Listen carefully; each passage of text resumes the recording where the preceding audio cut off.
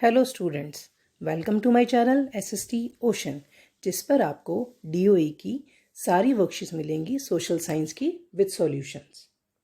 Hello students, आज की हमारी वर्कशीट है सोशल साइंस की वर्कशीट नंबर 14 और आज हम पढ़ेंगे समानता के बारे में। बेटा, समानता शब्द सुनते ही आपके मन में क्या विचार आता है? समानता का जो अर्थ है उसका अर्थ ये है कि सभी को समान समझना, मतलब किसी को गलत नज़र से ना देखना। मीन सभी को किसी के काम, जैसे कि कोई मोची का काम करता है या कोई सफाई का काम करता है, उसको नीची दृष्टि से ना देखना, मतलब उसको घृणा से ना देखना। सभी के काम को बराबर सम्मान देना और सभी को समान अवसर प्रदान करना। तो आज की हमारी वर्कशीट में हम इसी के बारे में पढ़ेंगे। और ये जो आप पिक्चर देख रहे हैं, ये जो है हमारे भीमराव अंबेडकर जी की पिक्चर है, जो खुद भी एक मतलब नीची जाति से थे, लेकिन इन्होंने लोगों को बहुत जागरूक किया समानता को लेकर। उन्होंने ही हमारे संविधान का निर्माण किया था। हमारा संविधान जो था इन्होंने ही लिखा था। अब हम पढ़ेंगे इसके बारे में। अपने आत्मसम्मान को दांव पर लगाकर जीवित रहना अशोभनीय है। बेटा, इसी लाइन समझ में आता है कि अगर हमें समानता का अधिकार नहीं मिलेगा तो हमारा जो है जीवित रहना बहुत मुश्किल हो जाता है, बहुत मतलब कठिन, दयनीय हो जाता है। आत्मसम्मान जीवन का सबसे ज़रूरी हिस्सा है। इसके बिना व्यक्ति नगण्य है, मतलब इसके बिना व्यक्ति जो है अपने आप को सभी के बराबर नहीं देख पाता। आत्मसम्मान के साथ जीवन बिताने के लिए व्यक्ति को कठिनाइयों पर विजय प्राप्त करनी होती है। केवल कठिनाइयों और निरंतर संघर्ष से ही व्यक्ति बल, विश्वास और मान्यता प्राप्त कर सकता है। मतलब हमें, जैसे अगर हम छोटी जाति के हैं तो हमें अपने आप को औरों के बराबर लाने के लिए कठिन और निरंतर संघर्ष करना पड़ता है, जिससे हमें मान्यता प्राप्त हो सकती है। मनुष्य नाशवान है, हर व्यक्ति को किसी न किसी दिन मरना है, परंतु व्यक्ति को यह संकल्प लेना चाहिए कि वह अपने जीवन का बलिदान आत्मसम्मान के उच्च आदर्शों को विकसित करने और अपने मानव जीवन को बेहतर बनाने में करेगा। किसी साहसी व्यक्ति के लिए आत्मसम्मान रहित जीवन जीने से अधिक अशोभनीय और कुछ नहीं है। बेटे, ये जो वर्डिंग्स थे ये डॉक्टर बी आर अम्बेडकर थे। B R Ambedkar mean Bhimrao Ambedkar, जिन्होंने नीची जातियों के अधिकारों के लिए बहुत आवाज़ उठाई और उनको समानता का अधिकार दिलाया, उन पिछड़ी जातियों को काफ़ी सुअवसर प्रदान करवाए। अब बेटा, समानता स्थापित करने के लिए संविधान के कुछ प्रावधान हैं जो इस प्रकार जो बनाए गए हैं। पहला, कानून की दृष्टि में हर व्यक्ति को समान समझा जाए। मतलब कानून की दृष्टि में जो है हर व्यक्ति समान है, किसी के साथ कोई भेदभाव ना किया जाए। किसी भी व्यक्ति के साथ उसके धर्म, जाति, वंश, जन्म स्थान या लिंग के आधार पर भेदभाव की मनाही। मतलब हमारे भारतीय संविधान में ये रूल बना दिया गया कि कोई भी व्यक्ति, चाहे वो किसी भी धर्म का, चाहे हिंदू हो, मुस्लिम हो, सिख हो, ईसाई हो, या उसकी कोई भी जाति हो, चाहे उसकी जाति ऊंची हो या नीची हो, या किसी भी वंश से वो जुड़ा हुआ हो, और वो किसी भी जन्म स्थान, मतलब उसका जन्म स्थान कोई भी हो, और चाहे वो स्त्री हो चाहे पुरुष हो, किसी भी आधार पर किसी भी व्यक्ति के साथ भेदभाव नहीं किया जाएगा। तीसरा, सभी व्यक्ति सार्वजनिक स्थलों का उपयोग कर सकते हैं। जैसे पहले के टाइम में जो पुजारी लोग होते थे ये अपने आप को उच्च जाति का समझते थे, और जैसे जो सफाई करने वाली जातियां थी, जैसे जो क्लीनिंग का काम करती थी, कूड़ा उठाती थी, उन जातियों को नीचा समझा जाता था, उनको मंदिरों में प्रवेश नहीं दिया जाता था। लेकिन अब भारतीय संविधान में ऐसे प्रावधान बनाए गए हैं, रूल्स बनाए गए हैं कि सभी व्यक्ति हर जगह जा सकते हैं, सभी को समानता का अधिकार मिलेगा। और अस्पृश्यता का उन्मूलन किया गया। अस्पृश्यता बेटा मतलब जैसे नीची जातियों को लोग छूना पाप समझते थे, तो इस जो जो ये मतलब सोच थी, इस सोच को अब हटाया गया है, और अगर इसी सोच को कोई अभी भी आज के टाइम में लागू करता है तो उसको दंड दिया जाता है। तो बेटा, नेक्स्ट पैराग्राफ पढ़ेंगे।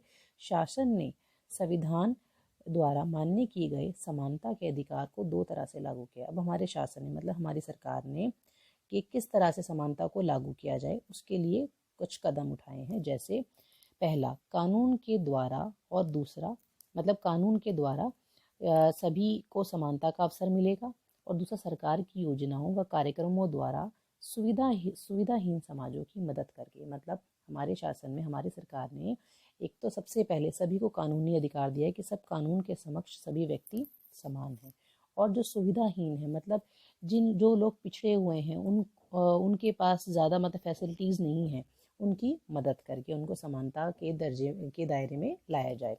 भारत में ऐसे अनेक कानून हैं जो व्यक्ति के समान व्यवहार प्राप्त करने के अधिकार की रक्षा करते हैं। और हमारे कानून में बहुत सारे अधिकार बनाए गए हैं जिससे सभी को समानता के अवसर मिल सके। कानून के साथ साथ सरकार ने उन समुदायों जिनके साथ सैकड़ों वर्षों तक असमानता का व्यवहार हुआ है, मतलब उन ग्रुप्स के बारे में बात की गई है जिनके साथ लाखों सैकड़ों वर्षों तक उनको मतलब असमानता मीन्स उनके साथ भेदभाव किया जाता रहा है, उनका जीवन सुधारने के लिए अनेक कार्यक्रम और योजनाएं लागू की हैं जिनसे उनके जीवन स्तर को सुधारा जा सकता है। ये योजनाएं सुनिश्चित करने के लिए चलाई गई हैं जिन लोगों को अतीत में अवसर नहीं मिले हैं अब उन्हें अधिक अवसर मिले। मतलब हमारी सरकार चाहती है जो पुराने टाइम में जिन लोगों को अवसर नहीं मिले हैं, जो पिछड़ गए हैं और जातियों से, या उनका ज़्यादा विकास नहीं हो पाया है, तो उनको ज़्यादा अवसर दिए जाएं।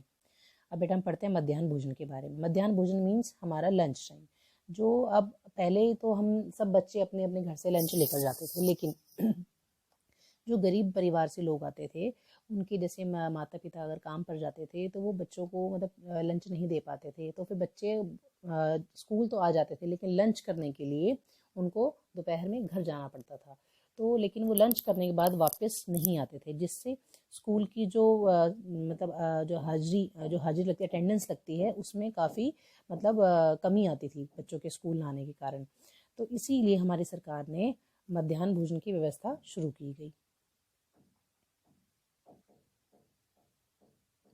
इस मध्याह्न भोजन के अंतर्गत सबसे पहले जो है ये तमिलनाडु में स्टार्ट की गई थी।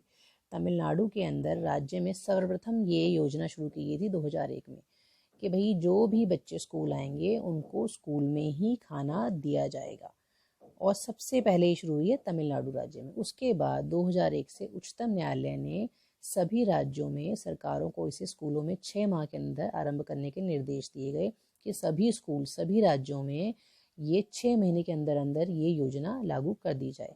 अब इस कार्यक्रम के काफ़ी जो है सकारात्मक प्रभाव मीन्स पॉजिटिव रिजल्ट्स आए। उदाहरण के दोपहर का भोजन करने के लिए जो थे बच्चे अपने घर जाते थे, लेकिन बच्चे खाना खाने घर जाते थे फिर वो वापस स्कूल लौटकर नहीं आते थे, परंतु अब मध्याह्न भोजन स्कूलों में जब से मिलने लगा तब से उनकी उपस्थिति में काफ़ी सुधार आया।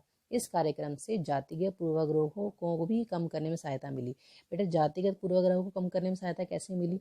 जैसे सब जाति के बच्चे मिलकर अगर एक साथ खाना खाते हैं, एक साथ स्कूल में पढ़ते हैं, एक साथ बैठकर खाना खाते हैं, तो उनमें आपस में भी मेल मिलाप बढ़ता है, वो सभी आपस में एक दूसरे को समान दृष्टि से देखते हैं, जिससे जातिगत जो भेदभाव है वो भी धीरे धीरे कम होने लगा।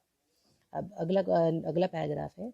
यद्यपि लोग यह जानते हैं कि भेदभाव का व्यवहार कानून के विरुद्ध है, लोगों को ये पता है कि अगर हम किसी के साथ भेदभाव करते हैं तो ये कानून के विरुद्ध है, फिर भी वे जाति, धर्म, दिव्यांगता, आर्थिक स्थिति और लिंग के आधार पर लोगों से असमानता का व्यवहार करते हैं।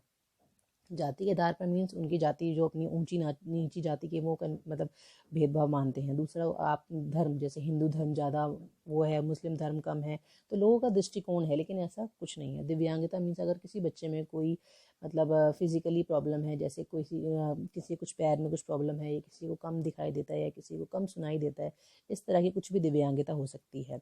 और उनकी आर्थिक स्थिति कोई गरीब परिवार से कोई अमीर परिवार से है तो उसमें उस लेवल पर उनके साथ मतलब भेदभाव किया जाता रहा है, परंतु वर्तमान दृष्टिकोण का बदलना तभी संभव है जब लोग यह विश्वास करने लगे कि कोई भी कमतर नहीं है, मतलब सभी को एक समान समझना, किसी को भी कम ना समझना, और हर व्यक्ति सम्मानजनक व्यवहार का अधिकारी है। बेटा सभी को सम्मान मिलना जरूरी है।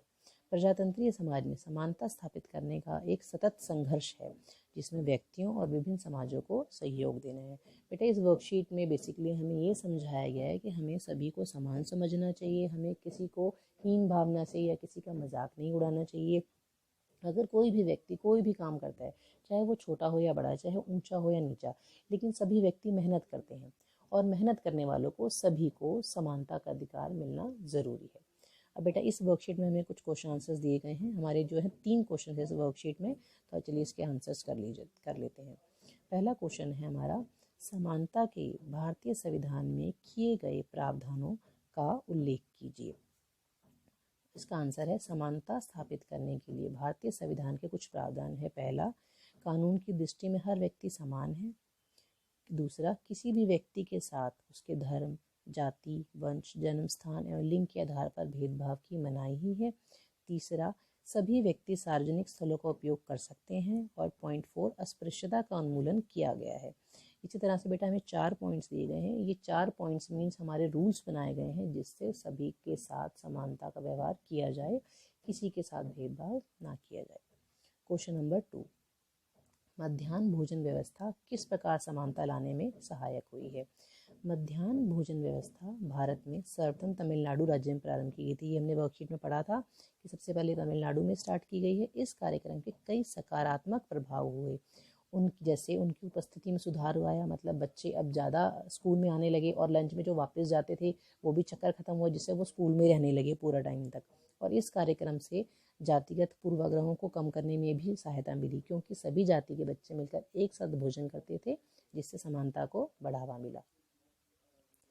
क्वेश्चन नंबर 3 हमारा, समाज में समानता स्थापित करने के लिए कुछ उपाय बताइए। बेटे समाज में समानता स्थापित करने के जो हमारे कुछ उपाय इस प्रकार हैं। पहला, कानून के द्वारा, और दूसरा, सरकार की योजनाओं व कार्यक्रमों द्वारा सुविधाहीन समाजों की मदद करके, मतलब जो जैसे पिछड़े हुए लोग हैं अगर उनको थोड़ी सहायता दी जाए, मतलब कानून उनको सब बराबरी का दर्जा दे। और दूसरा, उनके लिए कुछ ऐसी योजना या कार्यक्रम बनाया जाए जिससे उनको सुविधाएं मिल सकें जो और लोगों को मिलती हैं, लेकिन इन गरीब परिवारों के पिछड़ी जातियों को नहीं मिलती हैं, जिससे समानता को बढ़ावा मिलेगा। पॉइंट 2, सभी लोगों को समान अवसर देकर समानता स्थापित की जा सकती है, चाहे वो किसी भी जाति हो, मतलब सभी को समान अवसर प्रदान करना। तीसरा, सभी के कार्यों को सम्मानजनक दृष्टि से देखा जाना, मतलब किसी के भी कार्य को हीनता की दृष्टि से ना देखना, सभी के काम को समानता की दृष्टि से देखने से ही समानता स्थापित की जा सकती है। तो बेटा, हेलो स्टूडेंट्स, आपको अगर कोई और लेसन पढ़ना हो या किसी और वर्कशीट की वीडियो चाहिए हो तो आप प्लीज़ कमेंट बॉक्स में ज़रूर लिखें और मेरे चैनल को और वीडियोस को लाइक, शेयर एंड सब्सक्राइब करते रहें। Thank you.